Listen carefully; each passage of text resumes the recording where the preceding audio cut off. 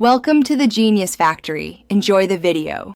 In this video, I will show how to reset Dodge Durango screen step by step.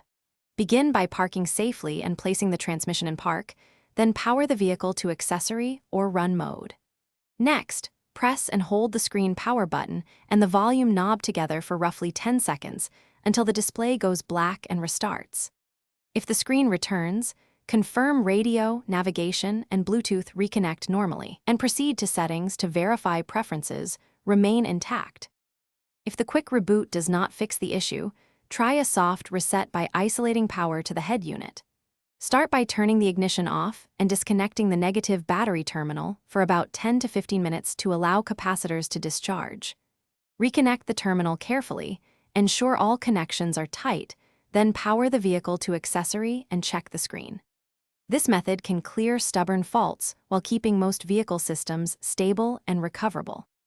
A factory reset fully restores the infotainment to original software settings, so prepare before you start.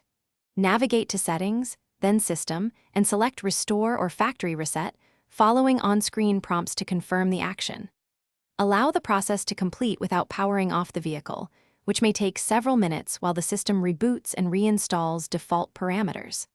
Afterward, pair phones again, re-enter navigation favorites, and restore personalization. Thanks for watching. If you found this helpful, don't forget to like and subscribe.